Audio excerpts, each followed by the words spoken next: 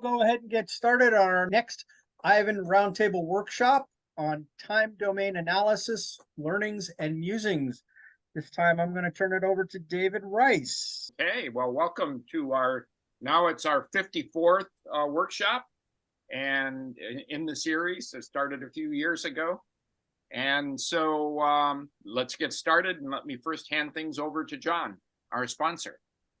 Thank you, Dave, and good morning, everyone. Good afternoon, good evening, wherever you may be. And as Dave just indicated, Ivan meeting number 54, and I guess that means we're continuing to do something right here, Dave. So we'll definitely keep this all going for quite some time to come. Little bit different format today as opposed to the usual panel discussion. We'll be having a single lecture present. Krish Krishnamurthy, of course, will kind of go a little bit out of order on our opening remarks. Let me first just pass things briefly to Krish for a moment to let us know about some upcoming meetings, and then we'll break into the meeting in just a few more minutes from that point. Thanks, John. The next topic I wanted to introduce is on August 31st. Again, that's the last Thursday of the month. That seems to be the typical day for us. The topic is NMR Box. This will be presented by Jeff Hoke and his team from University of Connecticut. Hope to see you soon there. You should receive emails about registration for that soon. And we have over 3 or 4 topics under discussion for September through December. Hopefully they will all be finalized and put in the respective slots. So we certainly are planning to have at least 3 or 4 in the pipeline soon. Thank you. With that, I will pass it back to John. Thank you, Krish. And again, welcome everyone. July 2023 Ivan meeting. And as always, the Ivan meetings are sponsored by both MR Resources and Q1 Instruments. Q1 Instruments in its fourth decade, and very soon to go into its 5th decade. And as always, providing a very good lineup of reconditioned NMR spectrometers, 400, 500s, even up to 700s these days. And we'll provide all the services you need, service contracts, system relocations, and so forth. And Q1 Instruments, very, very capable lineup of brand new 400, 500, and 600 complete spectrometers, including shielded magnets, but also very happy to upgrade any older consoles that you have currently with the existing magnets. That being said, let me pass it over to Dave, and Okay. Dave will kick things off for us, please. Okay, right. I keep us anchored here. And so my job is to pass things on to our moderator today instead of team leader, and Dave Russell, who will, if it's possible, moderate Krish. So with that, Dave, my little brother Dave from Agilent, take it away. Thanks. We all know better than moderating Krish. I don't think Krish needs a whole lot of introduction to this audience, but I will just say that I first met Krish when he was running the applications lab at Varian. He then spent a number of years at Eli Lilly, where he and his coworkers published a bunch of pulse sequence and pulse sequence modifications, which all of us today take for granted, but it's stuff we use every day, even if you don't know it. Krish wrote some of that stuff. His tenure at Agilent was a pleasure to work with him, and Krish worked on a package to do time domain analysis. It's called Craft. Today, he's going to talk to us about time domain analysis. For those of you who are not aware, it's an alternative way to Fourier transform that you can process and extract data from your free induction decays. And I would argue that in many ways, it's superior to what we all do every day. Krish, it's all you. Thanks, Dave. Okay. Before I start anything, I want to thank the Ivan board because it's sort of a new format we are exploring, and so I become a guinea pig to some extent. But I also wanted to make sure that there is no perception of conflict of interest that I am organizing it, and I get to give a long talk. So I want to thank the board for discussing this and supporting this idea. The idea of this kind of format is brewing at this point, and we will reach out to some of you to see if you want to do some individual presentations. What I wanted to talk about is about time domain analysis. Craft is one of the time domain analysis package that we built, as Dave pointed out started off at Lilly and then moved on to Agilent as well. So before I start, I want to put some kind of a preamble or preface to what is coming down today. This is not about Craft software, and it's definitely not to sell you anything. It's not a marketing spiel, but it is about a bunch of stuff that I sort of learned or mused about potential benefits of time, or I'm going to introduce a new term here, tabular domain. Hopefully some practical insights into that, and with ideas and examples and ponderings, which I tend to do these days when I am getting old. And hopefully we'll have enough time to have a discussion. Feel free to put your questions in chat box, and Dave is going to interrupt me if there is something burning question that needs to be addressed right off. Unfortunately, I am sort of the phrase time domain analysis is too long, so I will use the word craft, but it is not about craft. It's about time domain. So I'm using the word craft because it's convenient. The only, if any, marketing, if you may, is this unabashful advertisement of my paper recently, 2 years ago in MRC. It has a lot of information, details about craft itself. So what is it that I want to talk about from an agenda point of view? I want to talk a little bit about basic definitions, and then I'm going to take some fundamentals, signal to noise, resolution, oversampling, line shapes type of stuff. Some of you have listened to my lectures in different formats in Ivan, ENC conference, or Panic, Smash. So quite a few would be repeats, but it's like try to tell a full story with all the things in the last few years I have been playing around with. So that's the agenda today. Oversampling, I will be very much less than other topics.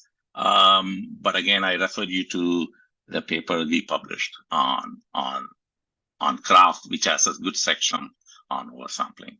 So first, some basic definition of, so that we all on the same page, what we are talking about.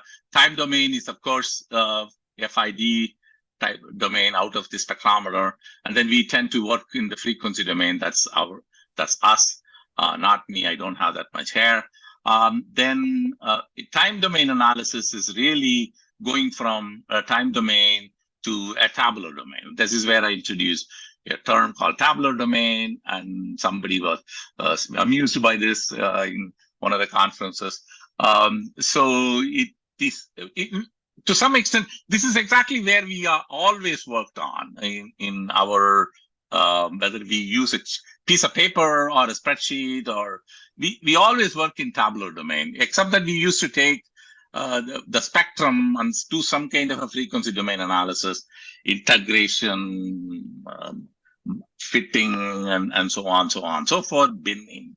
We do a frequency domain analysis and then generate a tabular domain, and then we do the analysis to answer our question. In time domain analysis, we are just going from time domain to tabular domain. And then this frequency domain becomes just a visualization tool. Now, so going back to a slide that I stole from Frank Delaglio many years ago, signal parameters in time and frequency domains are the same. Information content is the same. So it's just to remind ourselves that we are not going after any new information. The information is there in both time domain and frequency domain. They are equal in both time domain and frequency domain. I want to talk a little bit in the previous slide. I sort of put the noise as a separate line, or not I. This was Frank, so blame him. But really, what we are talking about is there is a signal and there is a noise, and that noise is not a separate entity. It's really a noise that adds on to your that is part of your signal. It is the uncertainty in the signal. That's what the noise is. That's what we are dealing with when we are working with signal to noise. So let's take a look at signal to noise under that context. So if you take the signal to noise in frequency domain, we all know about this. We do this, we have been doing this for 40, 50 years now. We take the signal, peak height in the conventional fashion, and then RMS noise, and we take the ratio, and that's what we call signal to noise. Or we look at the integral sometimes and use that as uncertainty of that integral is our signal to noise. Whereas in time domain, it is a little bit interesting because the signal is intense at the beginning and then it decays off. Whereas the noise is, the uncertainty in that measurement is a constant. Interesting phrase. A random noise is a constant. So it is across the board the same. So the signal to noise in time domain is really very high in the front end of the FID and low in the later part of the FID. And that is something that we can exploit that potentially in time domain analysis. So I think, okay. So what is interesting would be to be thinking in terms of what happens if I just use the front end of the FID for my analysis. So if you use a shorter acquisition, you actually decrease uncertainty in your signal measurement because it is at the front end, you have a very high signal to noise on the FID. Obviously, I am going to put a caveat that frequency separation permitting, right? That's a caveat we always think. And I'm going to come back to this slide over and over because this will be my pivot slide in every one of the discussion that I'm going to have today. So frequency separation permitting is a key word that we need to keep in mind all the time. And so let us take a look at what do you mean by using the front end of the FID and decrease it, and that decreases the signal noise. Let's take an example here. I have shown this in several lectures before. For me, I don't have a spectrometer, so I generally just make up my FID, and it's convenient because you know what you are making up, so it's easy to figure out whether it is your analysis doing what it is supposed to be doing. So I sort of generated 7 or 8, I think it's 8 different FIDs. They all have the same signal with different amount of noise. So I sort of made it also such that the one I call 1 would be 50 to 1 signal to noise. When I say signal to noise, I mean in the conventional definition of signal to noise. If you do a Fourier transform, peak height versus noise is 50 to 1. Yeah, that's the 50 to 1 is the center one, and then I had higher signal to noise and lower signal to noise in there. And the acquisition time was 1.8 seconds. So the input points are like 2 times 15K. I am in favor of 500 megahertz. I have used 500 megahertz several years in my life. So I sort of try to make everything in 500 megahertz spectrometer, even if it is a virtual spectrometer. So then I want to compare what happens if I do a time domain analysis using the entire FID, which is this, or just using 1/4 of the FID. Right. So here is a result. This is not about a comparative discussion. So I'm not trying to play frequency domain analysis against time domain analysis. It is just a benchmark. Would be a good benchmark would be frequency domain. There are 2 frequency domain analysis that was done. One was a classic basic integration, and then the other one is a model fitting. Because it's a singlet, it's very easy to fit that So model fitting, a singlet model fitting in frequency domain, but in frequency domain. Yeah. So that's the relative values of integral versus frequency domain modeling, time domain modeling, I use Craft, using the entire FID, and the orange one, the light orange one, would be the time domain modeling using only 1/4 of the FID that we have. And as you can see, the two modeling approaches, the integral approach automatically falls off much faster. That's not unusual. There is a big paper by Gennady Kirish a couple of years ago in analytical chemistry discussing the noise, the influence of noise in frequency domain analysis as well. So I'm not going to go into that detail. Whereas if you take the modeling approach, one is a frequency domain modeling approach, another one is time domain. They sort of follow each other, right? So you do see is the actual value that they compute are less than, in this particular case happens to be less than what we expect. 100 is what we are expecting, and then whereas if I use less number of points, I actually get a better value. Again, remember, this is just one data point. In other words, I'm just using only one signal, and just one data point is what represented in this bar chart. Yeah. If you look at the percent error, it's more obvious. You are talking about less than about 1.5% error in signal noise, and that's the signal to noise, 1.5% error in the computation, but the signal to noise, which is a signal to noise as we would measure in frequency domain, that's a peak height versus RMS noise, is a 6.25 to 1. It's a very noisy spectrum, and still it computes much better when we do the first early points of the FID. Obviously, if it's a single signal, you don't need more than 1 point, or fair enough, because the first point represents this amplitude. You don't need that. So we actually introduced some uncertainty simply because we collected for half a second of acquisition, and so it's sort of actually we are shooting ourselves in our foot with that kind of analysis if the signal is only one signal. So what happens when we try to do it in multiple different FIDs? Each one has different random noise. They're all constant. In other words, RMS is the same or similar to each other, but they are completely random numbers in terms of noise. So here is an example where I generated like 10 spectra, 10 FIDs and 10 spectra. Obviously, this is a Fourier transform result. And I sort of made it such that they are all about 10 to 1 signal to noise in the conventional frequency domain definition. So about 10 to 1 signal to noise. And then each one of them has a random noise. So then the points that are in the noise is completely random from each of those, in each one of those. So how does this perform if we look at all of this and compare how reproducible these things are? Because that's an important one, because the previous slide I just did one FID at a time. Here I'm just doing 10 FIDs.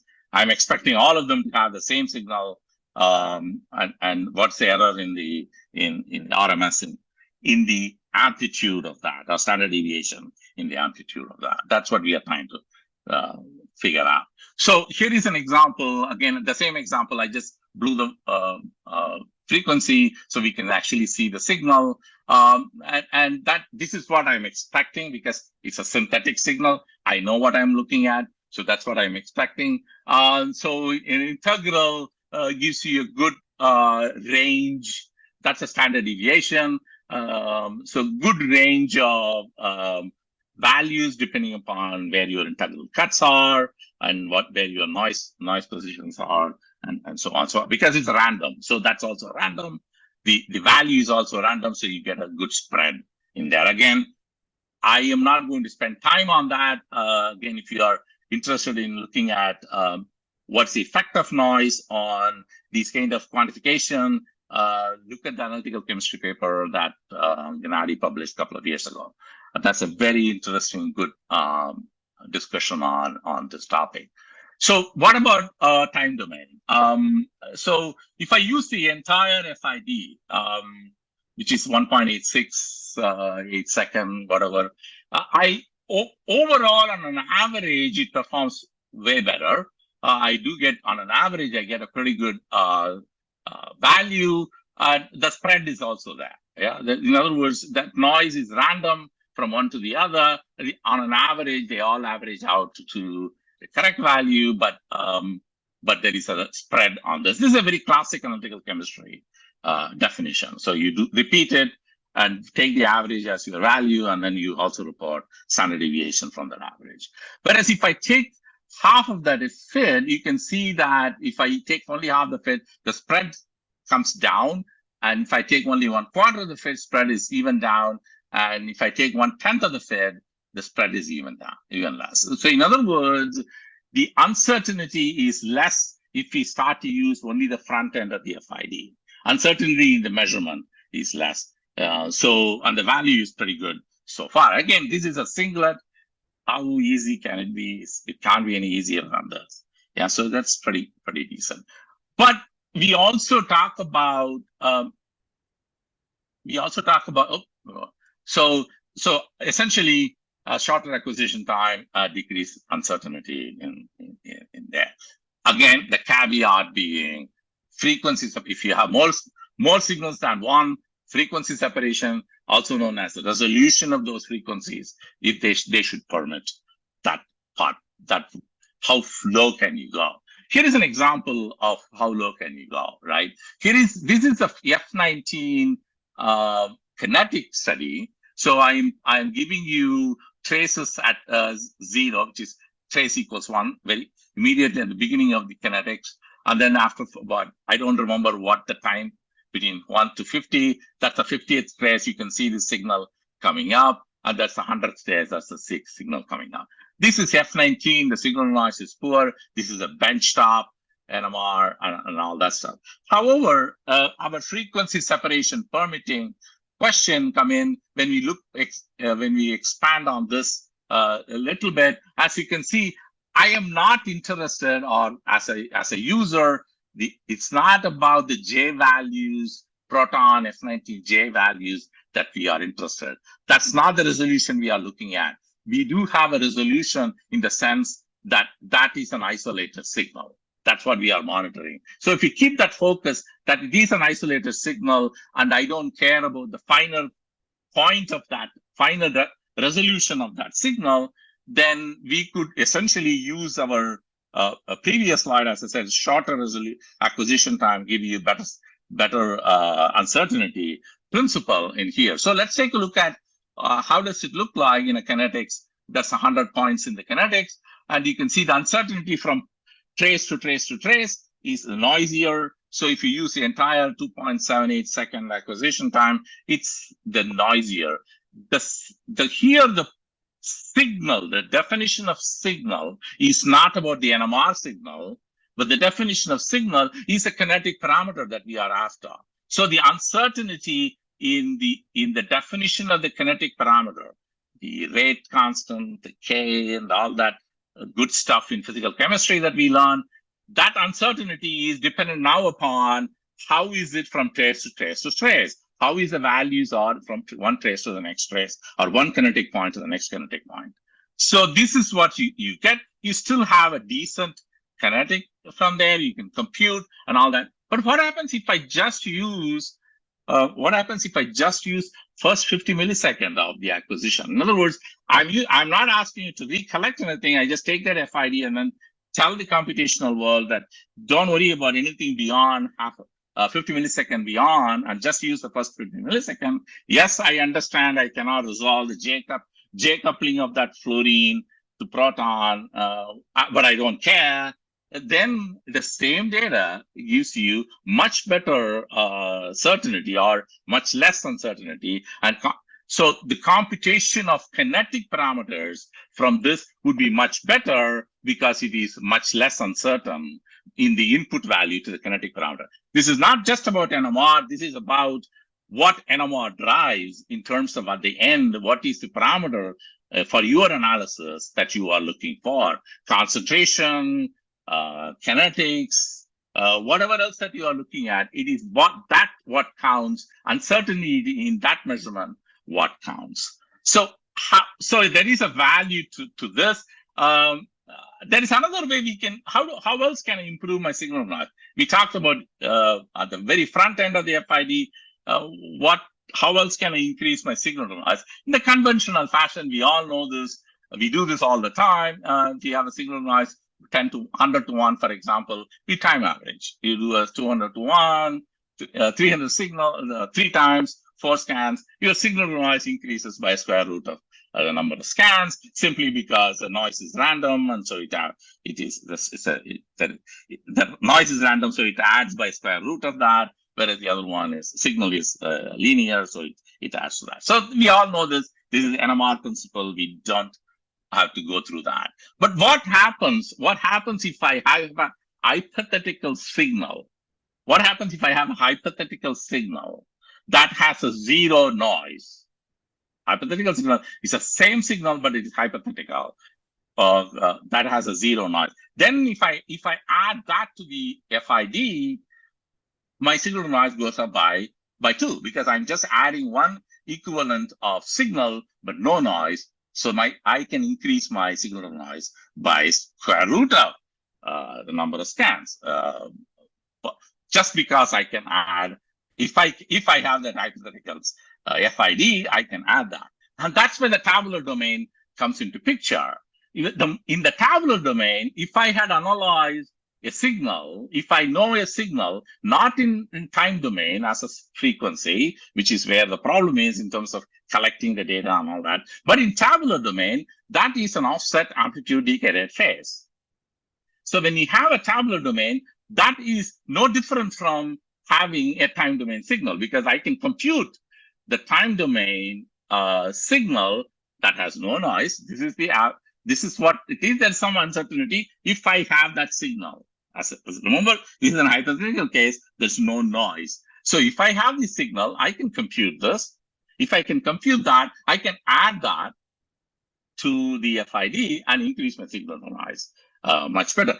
Even more interesting would be, because it's a table and the amplitude is 100, there's nothing that's stopping me from taking that table, multiply the table by a factor, multiply the table by 100, and increase my signal noise infinitely high by simply just taking the table, multiplying that amplitude by a factor of n, and adding to my signal, my FID. I can increase my signal noise.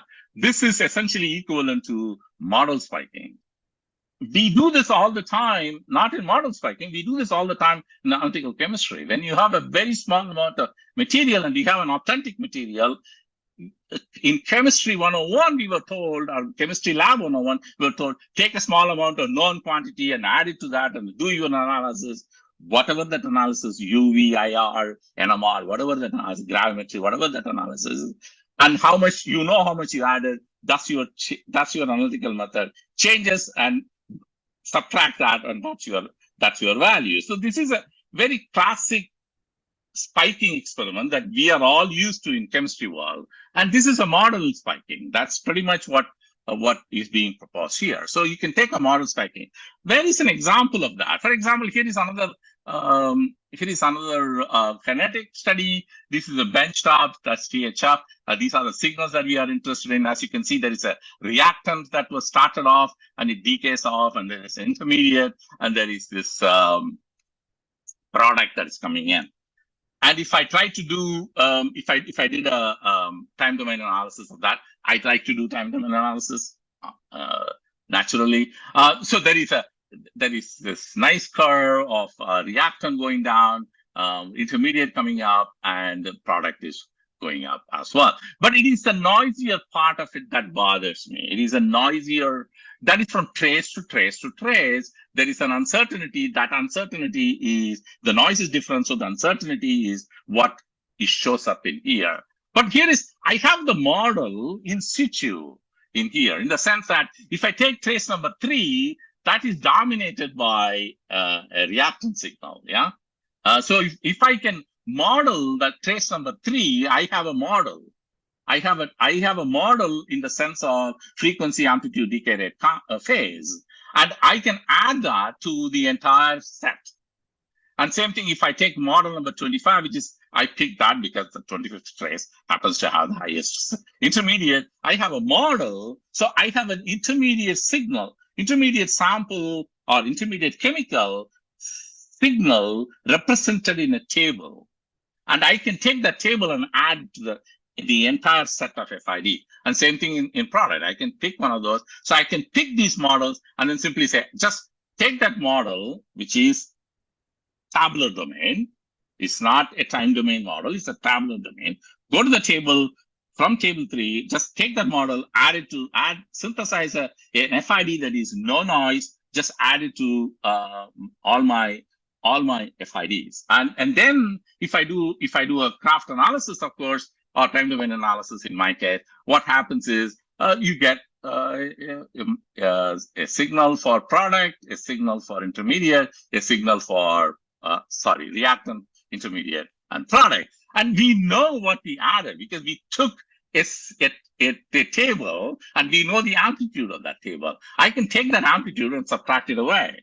And now I have, that's the result. That's a simulated result of analysis of this data. And you can see that. And that's not interesting. I'm interested in the kinetics part of it. Now you look at the kinetics part of it. It's a beautiful looking curve.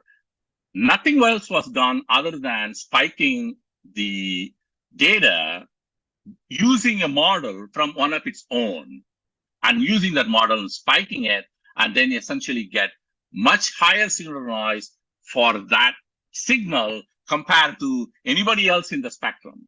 THF, water, acetic acid, whatever is there, I don't care. I'm just exploiting the availability of a signal from that own set, which I know is what I am looking for. That's what I'm looking for. That's what I'm trying to trace. Simply take that model from the table and add it to everybody else, and then analyze that. You get much better result out of that. So we call this a lot of people mispronounce it. It's actually, I sort of hate the mispronunciation as missed Q. It's not missed Q, it's mystique.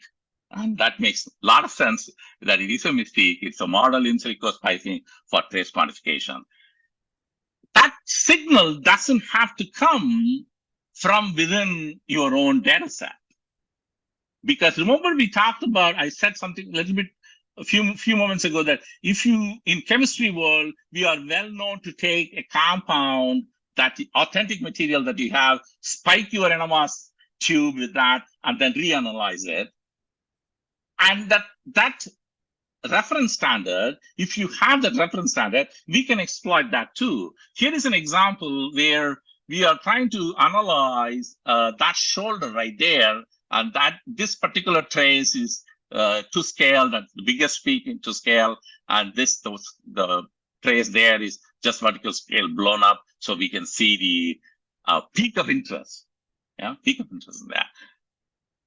But in this particular case, we have a reference signal. We have a reference material that we are trying to analyze. So you have a reference signal, which is reference FID, and you have the FID that we are trying to quantify it from. And we don't have to add the chemical and contaminate your NMR tube. Essentially, you simply do a analysis of this reference signal and get me into tabular domain, not in frequency domain, not in time domain. I'm in tabular domain. I have an offset amplitude with phase that describes this signal from my reference material. Now I can take that table, multiply that amplitude with whatever I want to multiply, which can be an n, whatever you want to multiply it, and add that to the FID, to this FID, the unknown FID. So I can take this table, add that to the FID, and essentially doing a digital titration, if you may, and analyze the new FID. And I get, if I change my n from 1, 2, 3, 4, 5, I get 5 tables. And if you look at this format, that's a linear equation. If I simply say FID amplitude plus reference model amplitude equals Kraft amplitude, that's a linear equation. So the moment I have a linear equation, I can go back and then look at the intercept. And that's my FID amplitude. That's what I am after. And so you can take this, get amplitude and standard deviation. This is actually, I did this like 10 different or 7 different titrations. And you can essentially model some. You cannot even see the model in the spectrum if you keep this spectrum in scale. These are all in the same scale, vertical scale in the spectrum. Spectrum is visualization, remember. But if I blow the vertical scale up by 10,000, the comma is in the wrong place. This is actually 10,000 times x, and you can actually see this is what we quantified. Not only we quantified in the unknown FID, we quantified in the unknown FID by actually doing a classic analytical chemistry trick, meaning you just do a linear addition of a known information into an unknown information and use the classic mathematics of a linear equation to get back your intercept. And you can do that. And not only that, it also gives you an idea of how good is your methodology, because it gives you standard deviation of this. So that's a potential opportunity that exists in tabular domain, because tabular domain, you can call it, once I defined my signal, I can resynthesize without any noise in that. Yeah. So now, I sort of come back to this, with that, I'm going to come back to this, this pivot slide. I have been talking about frequency separation permitting, and so I highlighted that. Let's take a look at what, I did some examples with a singlet, and so you can say that's a foo-foo, who has a singlet signal in real world. So what about frequency separation? How low can you, how can we define what frequency separation permitting?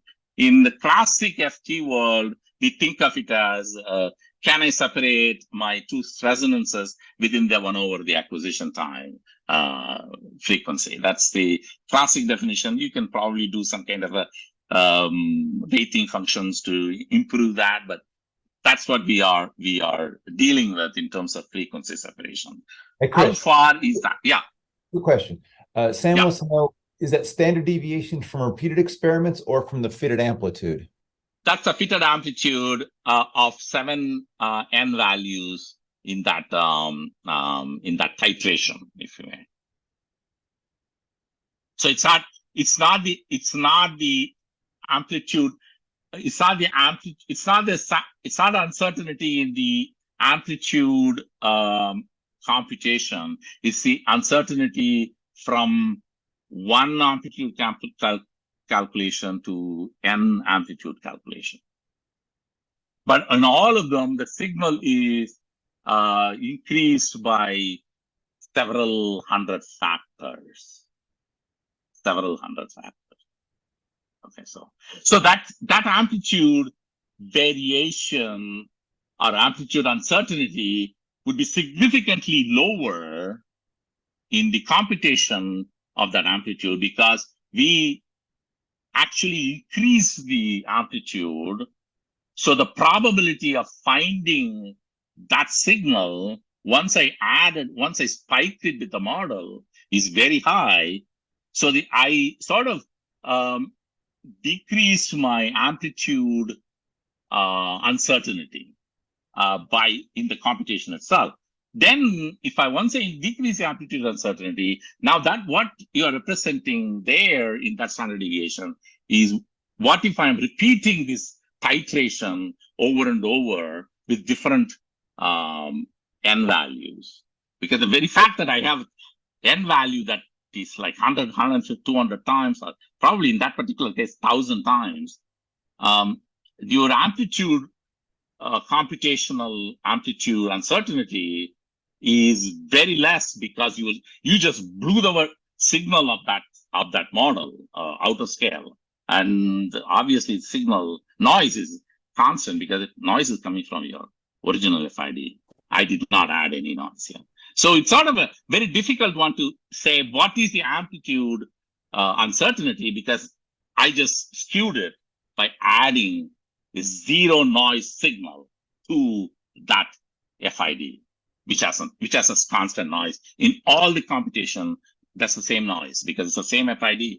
I just added a zero noise FID into that. So hope that helps. We will catch that back in the discussion. Are there more questions, Dave?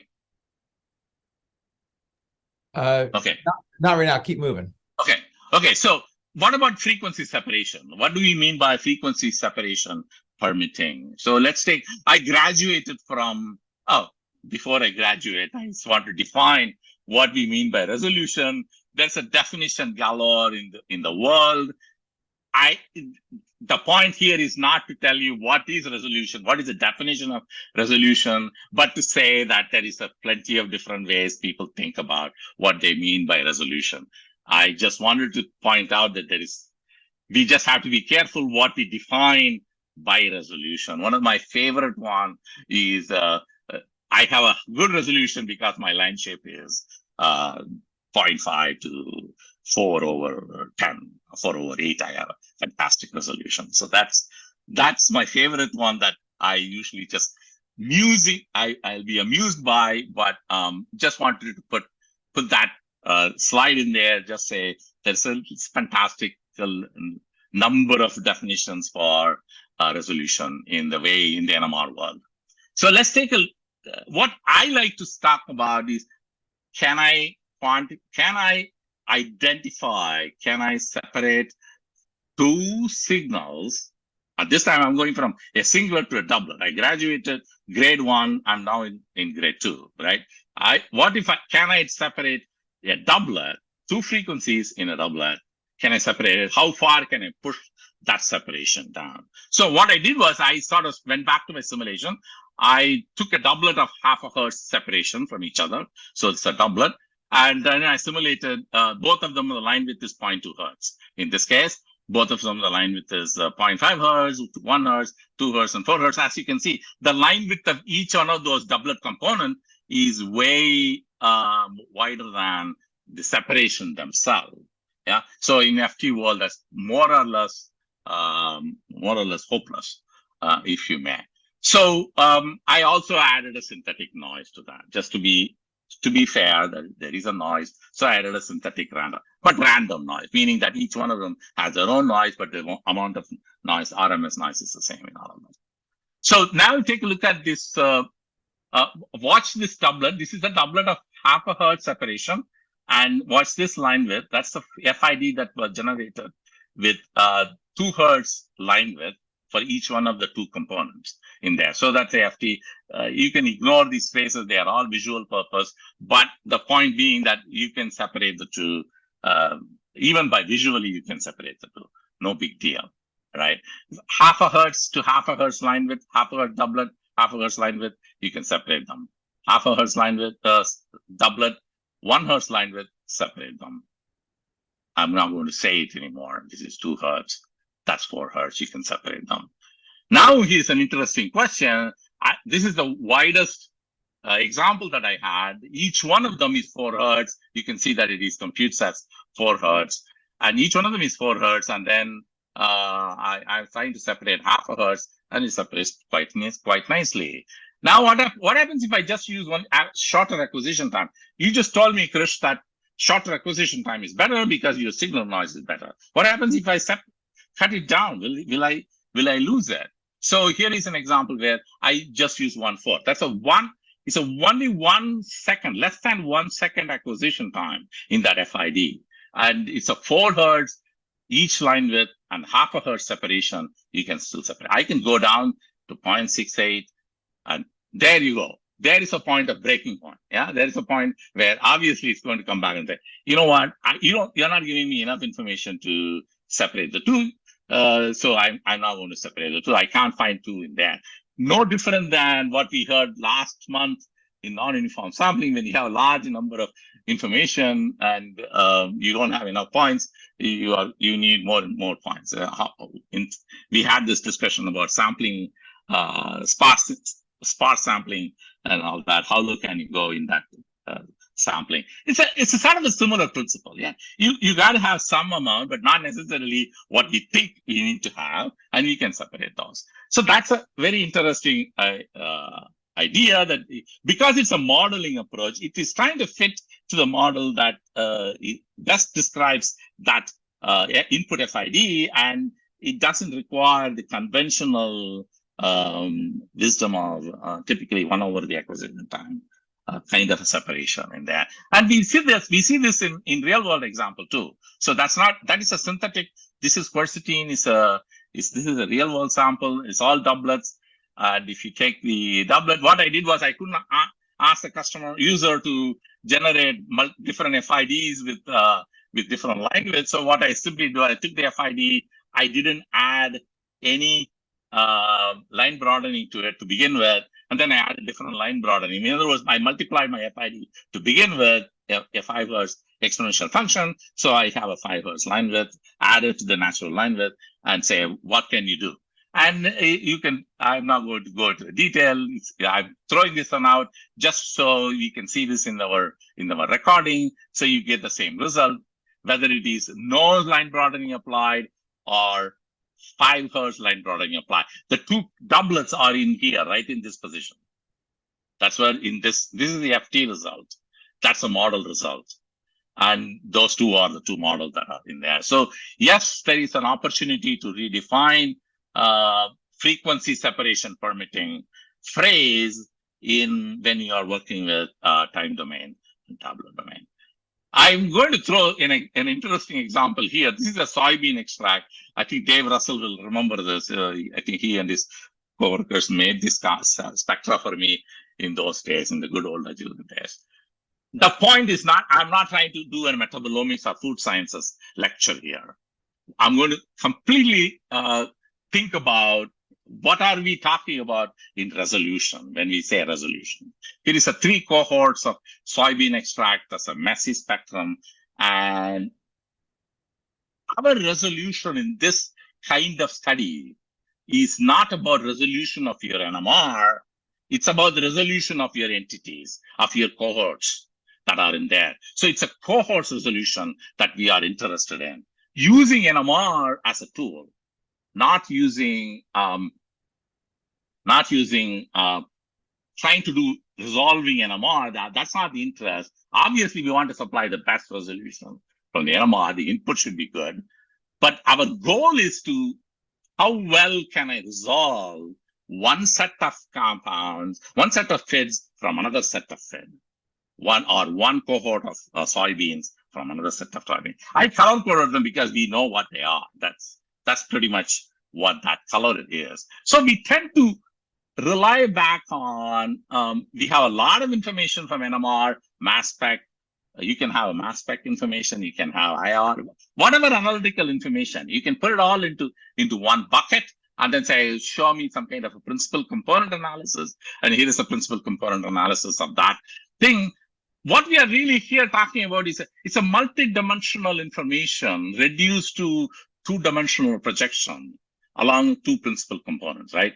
That can be principal component 1 and 2, 2 and 3, 1 and 3, 1 and 4. Whatever way you look at it, you're projecting it. Essentially, you are looking for a way to look at this multi-dimensional information and use all of them to resolve your cohorts, meaning to resolve the question that you have in your mind. So resolution, now I can add to this definition galore of resolution it's very generally speaking, resolution is resolving entities, whatever that entity is. It can be in NMR a resonance, yeah. But in all world, it's an entity by one or more properties. Whatever that property is, it doesn't have to be from the same analytical tool that you have. I could have put in a guided statistics by saying that this is coming from this cohorts of this kind of data cohorts of soybean and so on and so forth. So it's very generically, it is resolving entities by one or more of their properties. Now let's get back to NMR. Yeah. So an NMR signal has properties. We are trying to resolve one signal, a signal from another, using these properties. That's what we want to do. So invariably what happens is we focused upon the frequency separation.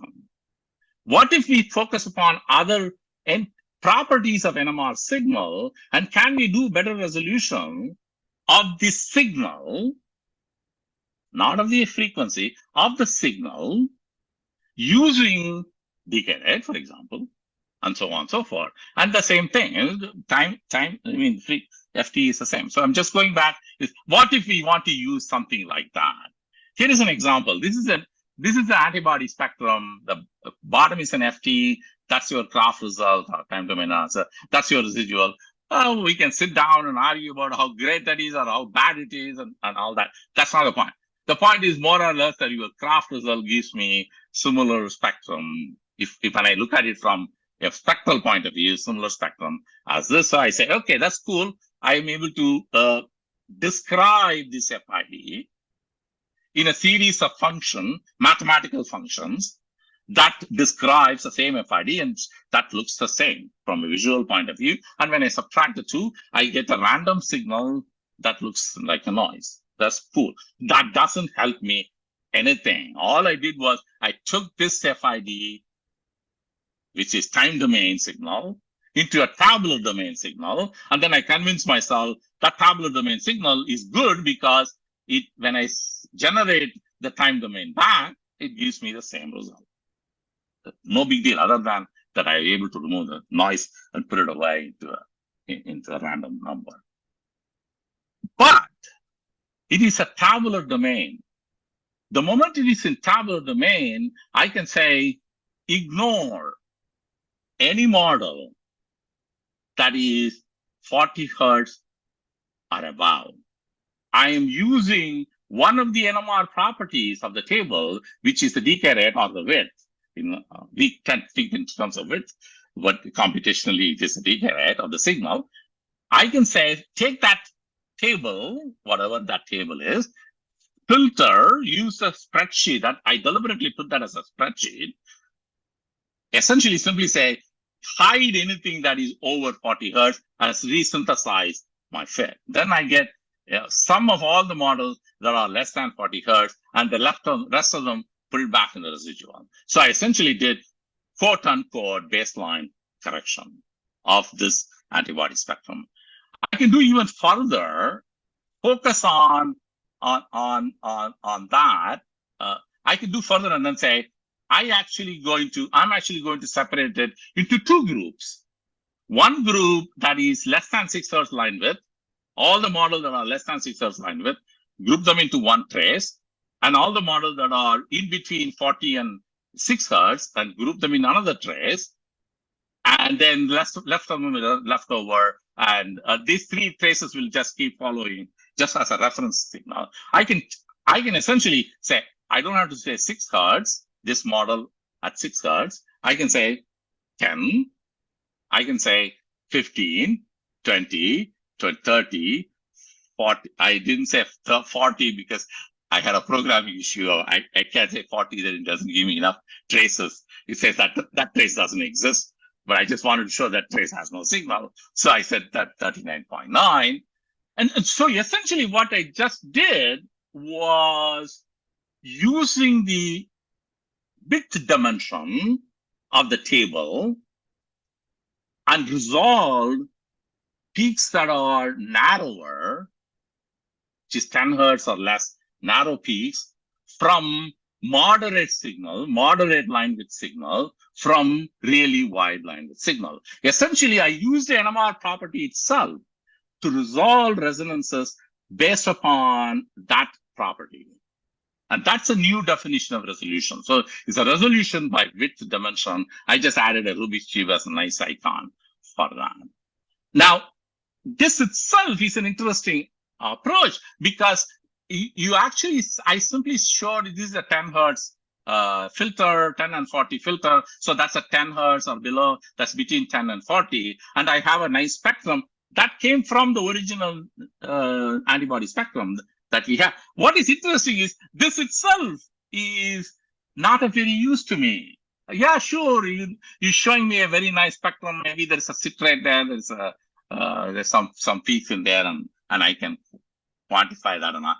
In fact, that comes from individual models. So I actually have this trace in individual models in the table. Now imagine if you are working with biosimilars and things like that, imagine I just simply take only these models, medium-sized signal, medium-sized line width signals, and use that as a property to do principal component analysis that we just discussed in the soybean example. So we could do that too. I don't have an example for that, but the potential opportunity exists, right? I'm essentially filtering out anything that's narrow. I don't care. That's all small molecules. I don't care about the really big proteins. Take something intermediate and I fit it into a mathematical format. And can I use that to do a principal component analysis to come up with biosimilars? That's an opportunity that exists in there.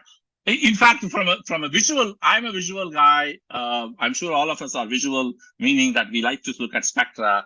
There's something very interesting you can do. You can actually visualize. You can visualize that column in the table. The table has a frequency column and a line width column. So all I did was I just plotted the same traces as a function of 1 over decay rate, 1 over line width pi, T2 star. Easier for me to think in terms of T2 star than give you an equation, right? So it's a T2 star spectrum. I have the cursor is where I have made the filter. I simply say that's anything that's in this side is small molecules. Anything on that side is medium-sized molecule. I can essentially take this cursor and move it around. I don't have that tool, or I can't build a tool. I'm not a software guy, but I can easily visualize someone taking this cursor and then moving it around, and these guys just move around, sort themselves around as I am dialing in. I am dialing in a dial meter. So there's an opportunity that exists because this is a tabular domain. That's a tabular domain presented to us in a chart, in an XY plot chart, right? So let's take a 2D information. 2D itself is a resolution definition, right? We're resolving into 2 different frequencies. This is a tree sap extract. This is from John Ralph. I saw his name in the attendees list. He is here. He's the one who gave me this example. This is a tree sap extract, and that's an HSQC spectrum. A lot of difficult sample to analyze, but our focus is needle in the haystack. See, is there a way I can look at minor components, right? So I'm not going to go into the details of craft. We do a craft in 2D. So you get a table, and this spectrum is a simulated, 2K simulated. The FT is like 300 plus NI, number of increments. This one is 2K number of increments. Models and transform, and you can immediately see that, that's your projection. You can see the projection went much better. In fact, I can actually even synthesize a 64K sum model. I could actually synthesize 64K T1 number of increments, but then it'll probably take a long time to do an FT2D. So I just look at it. This is a depth experiment. Yeah, it's like a depth spectrum. None of this is useful in the sense I'm not interested in as a user. I'm not interested in you giving me a table or a spectrum or a plot that has a sharp signals and so on and so forth. I'm interested in my initial question, needle in the haystack. I want to look at the small amount of material, and I have this mess of large resonances, wide resonances in there. How can I filter? I just say, okay, how about we make use of the other 2 component of the NMR properties, amplitude and width filter. So I take this table and then say, show me only signals that are less than 5% of the tallest peak. Just some number, right? Less than 5% of the tallest, not tallest, biggest, meaning the amplitude, not the height. And then also filter it by decay rate. So show only me things that are 25 hertz or less in F1 model, right? So just remove all the junk that are in this yellow background. which is the FT result in there. So I get a 2D spectrum of minor component, sharp components. I get a depth spectrum of minor component, top spectrum, minor component and sharp spectrum. That comes because I have this information content of my NMR, not in time domain, not in frequency domain, but in a tabular domain. The tabular domain allows me to do anything and everything that I can do with spreadsheet, because that is a spreadsheet. And my imagination stops there. There are better imaginations probably one can think about to go beyond that once you have it as a spreadsheet. And so this becomes a double dialer, right? You have two dials. One is amplitude dial, another one is a frequency line dial, right? And you can dial and then look at it in different ways. Now, one thing that I know I'm going to take a longer time than typically the sessions run, but it's a useful. I was going to say, Chris, quick time check. That's all. Yeah. Okay. I know. I'm only halfway through, but that's okay. Anyway, so now I'm going to come back to my stock slide, right? It's shorter acquisition time, decreased uncertainty, frequency separation, permitting. After I just said that, if you are paying a little bit more attention, you are going to say, you are supplying less number of input points because you are taking only the front end of the FID that has less number of points. And then because you are supplying less number of points, your uncertainty in computation is going to be higher. So it's going to work against you. So there is an increase in uncertainty if you provide less number of points. That's a problem that has been solved. We have been solving this for a long time. We have solved it for a long time ago, but we just don't use it in the fashion that I was thinking of. That is oversampling, right? Almost all spectrometers in the last 25, 30 years oversample the data that comes out of the probe. Yeah, we several times oversample. Here is an example of that. So this is a 1 ppm display of a synthetic doublet, 16 ppm acquisition time or spectral width 8 kilohertz. That's 4 times oversampled. That's 16 times oversampled. In frequency domain, it has no meaning. No meaning really, in the sense that this is just an FT. Nothing else is done, other than maybe an improvement in your signal noise because of oversampling. But in time domain, there is a significant benefit, right? So the 2-second acquisition, I'm showing you 1/10 of 1%. That is a 20 millisecond front end of the FID. That's an 8 kilohertz spectrum. If you look at the data points, that is what describes your sinusoid by number of points. All the sinusoids that are in there.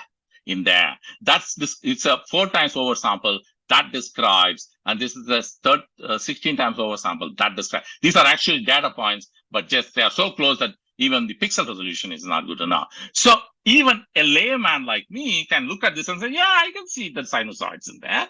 I have to give it to somebody who can rip that apart into sinusoidal functions. Give it to some software guy or mathematics guy and repeat it. Whereas when I look at this, that's a blah. That's like a very random number. So there is a fundamentally significant benefit by oversampling in time domain, and keep that. You're not losing anything, you're not gaining anything other than the space of your FID, the space that occupies in your hardware, and that's trivial these days. Whereas what about in evolution dimension? I'm not going to go into the details, but I'm just going to talk about one example,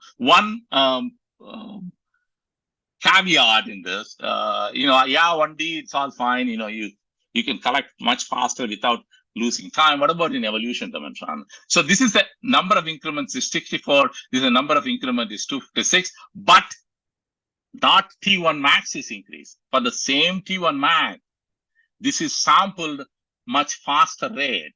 So it is still number of points is 256, the same acquisition time in T1 max in the evolution dimension. If I say that collect more points to somebody who runs 2D, they will throw me out of the lab. That's exactly what the opposite that we have been trying to do. And we had an entire session last time about non-uniform sampling less number of points in there, and how do we deal with that. So I cannot ask anyone to collect 256 points for the same T1 max, and that will be counterproductive. So we actually describe the in silico method. I'm not going to go to the detail of oversampling to some extent. And after the fact, meaning after you collected the data. And we actually demonstrated that in the paper with some protein. This is 32 point T1 increment. This is 48 point. A simple craft will do this, but if I do an in silico oversample and craft, I get pretty much describes everything. That's again, and this is the one point I'm not going to go too much of the detail because the next one is most important and newest information that I have. So frequency separation permitting, back to that slide. I actually want to redefine what do we mean by frequency separation to begin with, right? Frequency separation, our definition of frequency separation is from frequency domain. And I want to start to question that. What do we mean by frequency separation permitting? So we are going to redefine some more, right? This is one of my very old slide. I used to talk about a case of a singlet. How much simpler can it be? That looks like a singlet. I can fit it in frequency domain, time domain, whatever into a singlet. And there is that's overlaid on top of each other. Best exponential fit, best with a question mark, because I know the answer. And then we also look at difference between the two. I get a dispersive signal. So we say, that's okay. That's probably a frequency error. Frequency error goes into a dispersive phase error. Convince myself, because I convinced myself at the beginning that it is a singlet. That's the problem. I convince myself that this is good enough fit, and I move on. Or if I am very picky about being a perfectionist, I sit down and try to find the best frequency position that will minimize even that. But the problem is, at the very front end, we said that's a singlet, fit it to the best exponential decay fit. That's a problem, because that singlet is not a singlet. We actually made a doublet. We made two signals that are separated by 1 hertz from each other, but I put a line width of 3.5 hertz. Not 3.5 hertz, they're actually line width of 0.1 decay rates, which is 3.2 hertz, something like that. So it's a synthetic signal with two signals to demonstrate that the line width can actually deceive you. What you see can be deceiving in the analytical method that you are choosing, or the analytical presumptions that you are making in the computational world. We said it is a singlet. We said fit it to a best exponential decay fit model. That's where the fundamental problem was. Instead of saying that I don't know what it is, we just don't want to say I don't know what it is. So when you do that in time domain, it does rip it apart. Again, I'm not planning to talk about time domain versus frequency domain, but what is the issue here? So here is a singlet. This is a real world sample. You can see the noise. That's a singlet. We know it's a singlet because we know the chemical. So it's a single resonance. And that's a model. That's a residual. We hand wave ourselves and then say, that's fantastic. Now let's take a look at take a zoom lens. You can borrow it from Gary Martin if he's still there. He has probably some good zoom lens. Zoom lens and look inside, what is this trace about? It actually is two models. It is a sum of these two models that gives you that. And we recognized that a long time back simply because we didn't say fit this into a single exponential decay model. We simply say the goal is to define the resonance with the best, not with the best single model, but as completely as you can given adequate signal to noise. We already addressed signal to noise in the front end of the lecture. So given the adequate signal to noise, describe it as much as possible, as well as possible. Don't care how many models that you use in order to describe this FID. Then it says, the best way I can describe this, exponential models. I'm always working with exponential models. The two exponential model, best sum of those two best describes that FID, and that's if I synthesize that FID, that also gives me the same frequency domain picture, but computed phase is a benchmark that I can use. The computed phase, which is the complex sum of these two phases, is 93.2. And if I sit down and manually correct this signal, that's minus 93. So it's a 93 degrees off. So I had to correct it back in order to keep it absorptive signal. So I'm happy with that. And then they say, oh, that's great. But the point is, I just didn't want to change this goal. Hit the goal. that it should, the goal is to describe your FID, not to pivot an analytical algorithm to fit it to a specific model, to specific hypothesis that you may have. So then at that time, I didn't know enough. This was in 2013. We introduced a new definition called segment that introduced a lot more confusion even in the crafters world. And we said models within 1 over the acquisition belong to the same resonance. Is that true? I don't know. Models within user-defined frequency windows. I simply punted the ball to the user. You'd say where you want it to be. You define your segment and you are okay, because we know that I am not going to tell you that's a singlet. I'm just going to tell you how many models are there, or the time domain analysis. So these are the questions that we have. So how do we address this? Go back to the definition of resolution, generating the narrowest line width possible. Shim the heck out of it, right? That will be the first approach that we might take. Shim the heck out of it. So here is an example of 2 FIDs. One, we are measuring this singlet. That's actually maybe not. I don't know what that is, but there is a singlet. So we are measuring that singlet, and the line width, if you can see, is at 1.38 here. That's 1.39. Except the line width here at the 0.55 is 20 hertz, and here this is shimmed well to generate 10.58. All the statement I'm making, take it with a pinch of salt, because I'm going to revert back. I'm going to take them all back in a minute. So here is the 2 FIDs, and you can overlay on top of each other. You can say, yeah, the blue spectrum looks very good. Best that out of the 2, well shimmed, narrow line width peaks. And if I do a time domain analysis or graph, I get this residual. You can blow the vertical scale of the residual. They are pretty good. Trust me on that one. And both of them gives me this. So in other words, in both cases, because the signal noise is decent in those spectra, the time domain analysis or the Bayesian or graph, whatever you want to call it, can best describe this input FID by a set of mathematical functions, so that when I compute them back, my residual is 0. All right, so that's our benchmark, and that looks to me that is okay. That's great, absolutely. Now I just borrowed this zoom lens, and so I'm going to go take the zoom lens and look at the details. One of them, the model that described that model sum, which is the black line, is a sum of all this. The other one is beautiful. Everyone is a singular type of thing. And so I said, wow, that's fantastic. So which is which?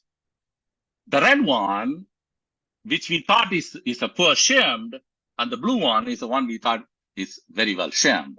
And if you take those 2, it's a blue one that gave me a multiple model, because it says, I can't fit this into single exponential decay, fit for each one of them. Whereas here, I can pretty much fit every one of them into single exponential decay. This is the zoom lens in there. That's a very important one. Why does it behave like that? Let's get back to Lorentzian line shape. If you take a Lorentzian line shape, the line width at 0.55 should be about 13.5 times line width at 50%. And line width 0.11, it should be 30 times line width at 50%. That's an equation. I just Googled it and put it in here. So if you take this guy, which is 1.39, whatever, or 1.4 within the measurable thing, and then multiply by 13.5, guess what? I get about 19 hertz at 0.55. This is 20 hertz. Within the experimental error, I would guess that this is Lorentzian. But that's not Lorentzian. This is way out of Lorentzian line shape. So the problem that we face is, more often than not, when we shim, our peaks are out of Lorentzian. They are not Lorentzian line shape, because our definition of line shape shimming is not based upon that we want to be an exponential decay function. Our line shape definition is based upon resolution, unfortunately. And so the goal is not to define back to the same world. And if I attempt to fit a non-Lorentzian resonance into one or more Lorentzian model, will always lead to compromise, because all we are doing is we are taking a round hole and try to hammer it with a square peg. Multiple square peg maybe, but it's still a square peg. It's a square peg. There's always a compromise. What does compromise mean? Compromise means there is an error or there is an uncertainty, whichever way you want to think about, right? And this is not just about NMR. This is about anything in the world, right? Financial market, weather prediction, whatever. If you are attempting to fit an input data to a set of mathematical model, it will be a compromise if the input is not a function of that equation. And unfortunately, because of this, we are trying to fit it into exponential decay, and I can't fit it into a non-Lorentzian line share because I don't know how far is it from Lorentzian line share. So then you have an unknown, you can't fit this. So this is where the conundrum comes in, and so we can redefine the resolution definition to fit this Lorentzian line share. So you can say generating Lorentzian peaks in spectrum is another definition of resolution. That is a problem. I think if I take it to anybody, any manufacturer or any lab, and then say, shim it to this level where this is line with this 20 hertz at 50.55, they will throw me out of the lab. This is what they want. It has more higher peak height, it has a narrower line. This is what we want because they are thinking in terms of frequency domain analysis. But if you do Lorentzian, it will be better. But unfortunately, we don't have to do anything. Gareth thought about this 35 years ago. He came up with this fiddle thing, which is pre-induction decay deconvolution for line shape enhancement. This is a beauty, absolute beauty, right? So essentially, when I first said these are two different samples, they were not two different samples. This is really, I just did a fiddle. I fiddled this one, generated that FID, and that's what I supplied. So the input FID is still blue in both cases. What does fiddle do? Just a quick refresher. This is your experimental DSSP. That's your theoretical DSSP, including silicon ion satellites, C13 long-range satellites, isotopic shift, and all that. It can be very well defined. And you essentially, in time domain, it is an overlap of that. In time domain, I just switched the colors. In time domain, this is the experimental FID of the DSS. That's the theoretical FID, what it should be. And you can take the ratio of the two and multiply your entire FID with that. And everybody, assuming all of them have a similar line shape issue, they will all be put back into Lorentzian. And this is what we did. And this is what happened. So same input fed. One of them just went to Kraft. The other one went through a fiddle into Kraft. And now imagine, I just want you to now imagine, if I do this fiddle to Kraft, here is a set of models that describes my FID. Also, it describes my resonance, chemical shift resonance, all of the things that I learned in NMR 101 course, it describes that. So databasing something like this is a potential opportunity to take a jump forward in terms of not databasing fit, not databasing chemical shift and coupling constant, not databasing frequency domain spectrum, but database models. They are all exponential models. NMR is exponential decay function. And so again, the quercetin that I showed you before is exactly went through the same thing. I just didn't tell you at that time. I actually took the quercetin and then I did a fiddle on that. And that's what caused, whether it is 1 hertz, 2 hertz, 4 hertz line width, it can do that. In other words, I essentially improved my resolution.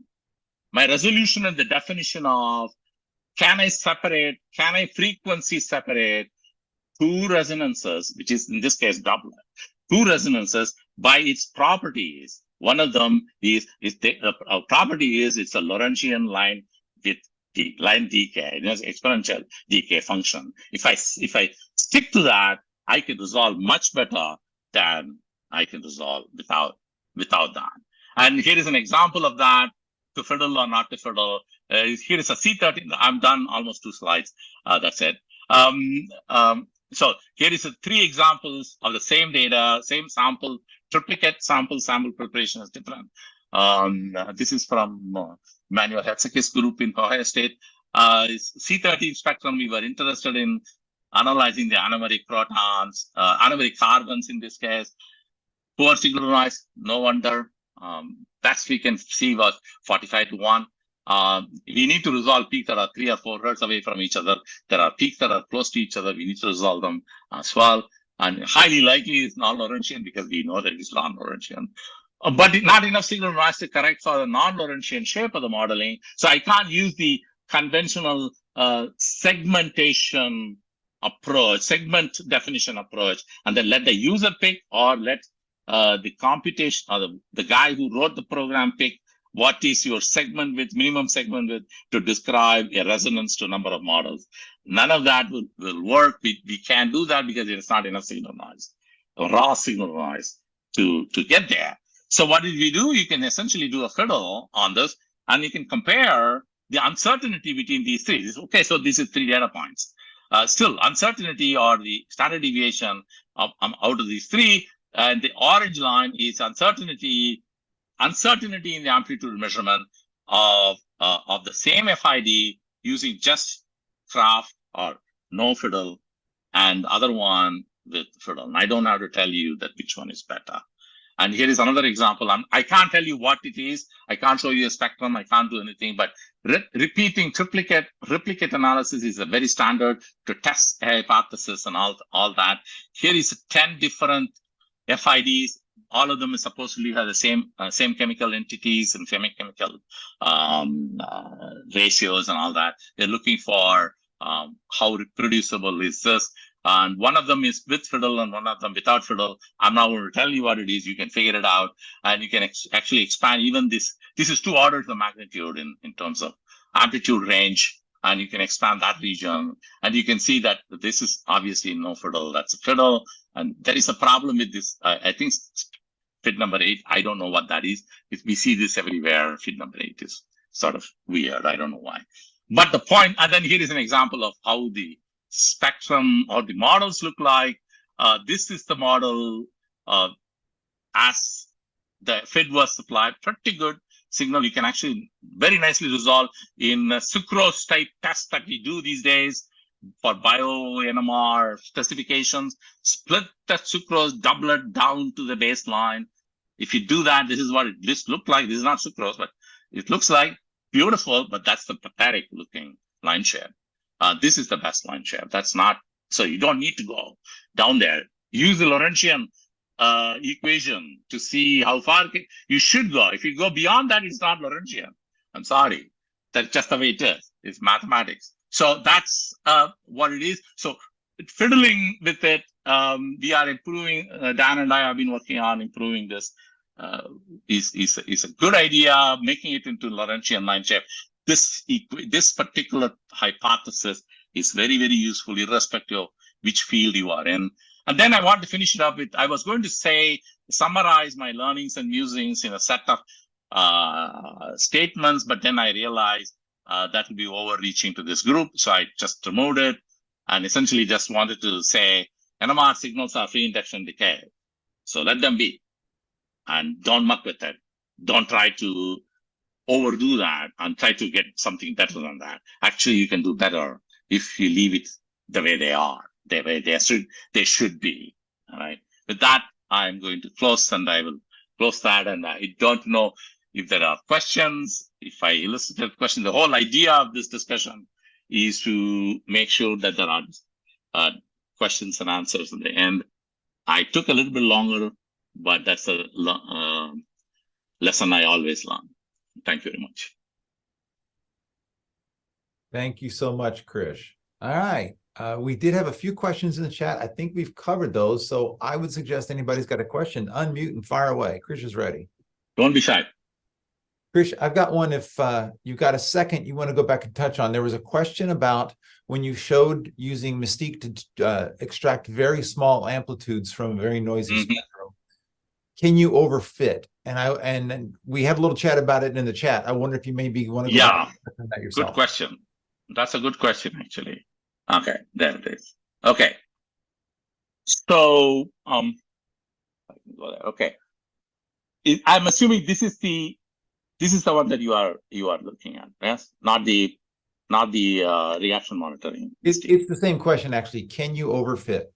Yeah. So essentially, start to think in terms of how the time domain or Bayesian approach that we use work. All right. We essentially take the FID or a sub FID or a region in there of the FID, and then say, what's the probability of finding a model in there to begin with, right? It's an iterative process, right? So so in this particular, assuming this is the region of the FID, that's the entire spectrum, right? Assuming that that's the entire spectrum. Obviously, it's going to try to fit all these guys. They are all very dominant signals in there. It's going to try to fit all of that. And then only it'll eventually come back to that. By the time it comes back, the residuals from all of these fit is going to dominate the leftover, and it's not going to find this. It's not ever going to find this. We have done this so many times. Even if you do pre-saturation of these guys, the leftover in there is going to dominate the fib. Imagine that it is a fib, right? It's a fib. So you have a noise which dominates your signal in there. All I am doing is I am saying I have a reference signal. Obviously, the reference signal needs to be the right one. And if you give it a wrong reference signal, obviously that's you are guiding the analysis. So your guide is wrong. So assuming that the reference signal is the right signal that you are looking for, all I'm doing is I'm taking that FID, the model FID, which is from this table, which has no noise. Yeah, the table has no noise, and then add it to this FID by multiplying with a factor of 1000. So now, when you subject that to a Bayesian approach or the iterative approach, that model, which was a tiny guy, that signal, that's just tiny guy, and these guys are much wider, bigger, was not one of the early models, but this one becomes the first highest probable model. So the iterative process, the second iteration is going to say, given the previous model as a condition, can you find another probability? And then optimize the parameters of both the models. And the third one, given the other two as a precondition, find the probability of a third one. And if there is one, then optimize all three. So the first model, or the model that comes in early in the iterative process, just get optimized better and better and better. Or in other words, they are dominant signal up until that point, until this stimulus is generated. That dominant signal is this guy, because that dominates your FID, because I multiply that by a huge number. Whereas these guys are actually minor component in that FID.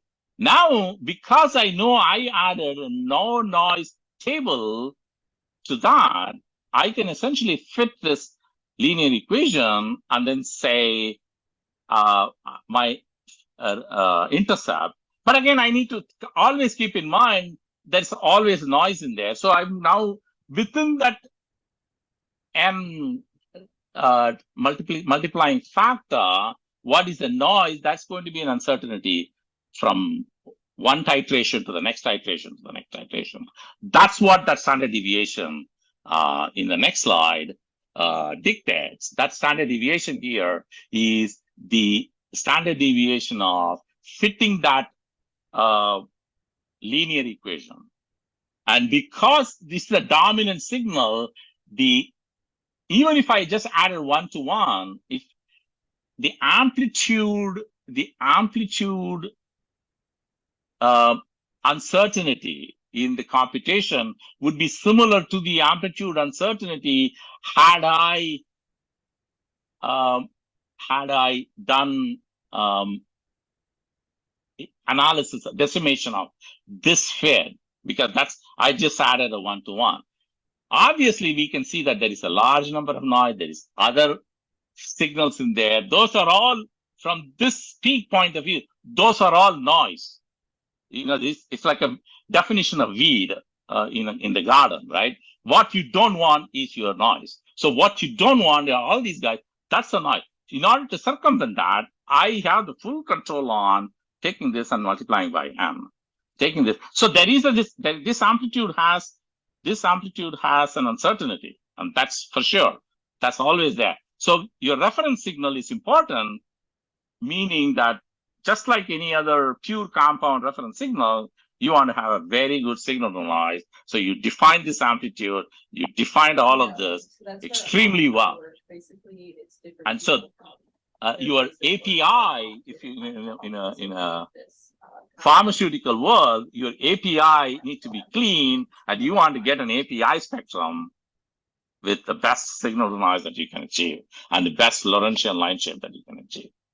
That gives you minimum uncertainty on all these computations. So that doesn't get transferred back into this titration, which doesn't get transferred back into each one of these tables. So it doesn't get transferred back into your standard deviation of the linear set. So really, it is not overfitting. It is really fit adding. How good is your n? And this how good is that n depends upon how good is your amplitude. In this, how good is your amplitude? Meaning that uncertainty in that amplitude is in your reference signal. So reference signal is an important criteria in this kind of titration result. No different than chemical titration. I don't know if I answered the question, but I danced around it very well. No, it's essentially you are making that FID to be dominant with that signal. That's the key. Very good. Chris, you got to admit, it takes a little while to try and get your head wrapped around this. I've been at it for about 15 years now, and I'm still not there. Okay. Any other questions? I do have I think it's kind of related. Yeah. The confidence interval of, in this case, your reference model, or the confidence interval of, in the absence of a reference model, just the fitted parameter, does that scale times n? So in other words, would you be, yes, do the confidence intervals then reflect the noise? Yes, it will. Yes, it will. So what I do, that's a very good question, Sam. What I actually do is I don't have this n going from 1 through 1,000, right? So I define at the beginning, I define how much I want to add to that. Then I simply will say, I want to add, let's say I want to add 1 to 1. That's the best I want to add. Then I will go from 0.7 to 1.3, right? I don't do a wide range of n. I just do around what my n that I want it to be, and then linearly fit. So yes, that amplitude uncertainty will be added. That will be reflected in your standard deviation, but that is way better than trying to get this guy out of that. So it's not going to be as good as that standard deviation in the next slide, wherever that is, if I can. Okay, in this slide, that's not going to be as good as if it were the only compound in there. It's going to be a little looser than that, but that will be way better than. I mean, we have, in this particular example, we tried over and over and different types of tricks. We just can't get that thing in there because of the leftover in there, leftover from these models. Again, these are all predates. This predates my revelation about keeping them all Lorentzian, keep them honest, which I sort of getting to that more and more in these days. This is an older data, probably about 3 or 4 years ago. But yes, you definitely want to take this amplitude with a pinch of salt. That pinch of salt is that includes everybody, right? That includes the amplitude. That standard deviation will include the amplitude uncertainty from here, multiplied by n. As long as you keep the n range short, that be within that range of amplitude variation, and so on and so forth. So analytically, you are correct. That's not the amplitude uncertainty had it been in the FID itself. We are adding things. We are not just adding signal. We are adding some noise. That noise is in terms of uncertainty. Thank you. Krish? Yeah. Anybody else? Krish isn't hoarse yet. So, the key is to, I'm a very big fan. I mean, I was in the past, but I'm a very big fan of Fiddle now. Essentially built that in. Unless I don't have a peak, but unfortunately what happens is even when I was in overseeing a lab and ordering solvents and all that, we had a standing order with our technical person who makes the order, buy chloroform without any TMS in it, right?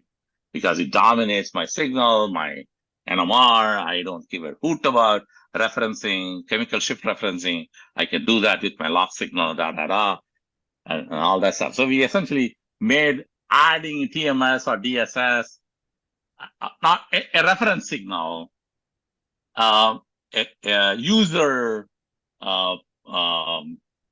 I mean, let the user decide if they want to add TMS into it or not. Now I'm saying that ideally there should be a peak there, not for chemical shift referencing, if not for this. Now it will be very useful to have it for this kind of analysis. Now all the thing which the dictum I made when I was group leader not to buy solvents with TMS is all out of the window. That's BS. We should have had a reference signal everywhere, and that would be extremely useful for a lot of these things, and it is out of the way. Let's use it. And so now I am looking for ways to do that. So in this particular example, I came here because in this particular example, I don't think I had a TMS in this sample. So I just sort of used this from chemically. I know this is a singlet. So I use that as my reference deconvolution, FID reference deconvolution, and then I did this. But we can actually sort of backbite ourselves by actually use time domain analysis to define what this synthetic, instead of saying that I know what TMS is supposed to look like, I can simply say, this is my observed, think of it, this is my observed model sum from unfiddled raw data, and I am expecting that to be a simple exponential decay, and take a ratio of these two, multiply my FID. So I don't even need a reference signal. I can simply need a signal that I know how to define it.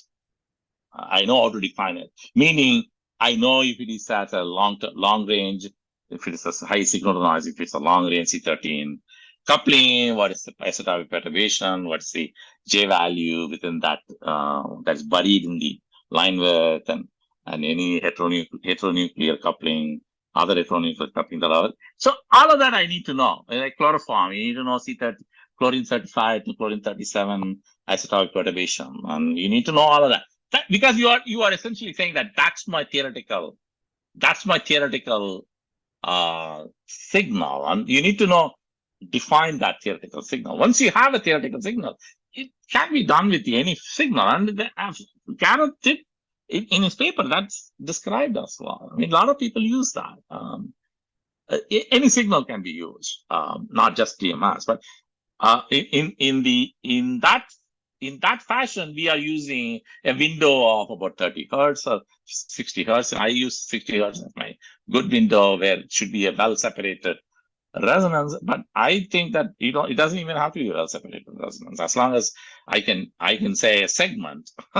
I'm going back to my segment definition. I can define a segment within which I know that it should be a defined cable. Then I can synthesize that model, and that can be my reference model in fiddle. And so you can sort of bring back that craft ahead of fiddle, and then say, you're going to define the reference signal not from a assumption that there is a clean region around the reference signal, but actually that I am able to set a clean region of a segment which can be as narrow as 2 or 3 hertz or 5 hertz or whatever. Right? So we can do that.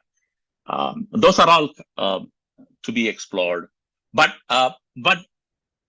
fixing your not fixing, getting back to that, it will take you a long way in signal to noise, take you a long way in resolution, take you a long way in the new definition of line shape and all that stuff, what it's supposed to be. So as long as we keep it, let it be a free induction decay. Let's not overdo what we tend to do because we know better, or because we think we know better from frequency domain. I'm not saying we don't know. I'm just saying that the ball game changes from what you wanted in frequency domain versus what you wanted in time domain. Not necessarily craft. Anytime, anything when you take an FID and try to fit, that's where this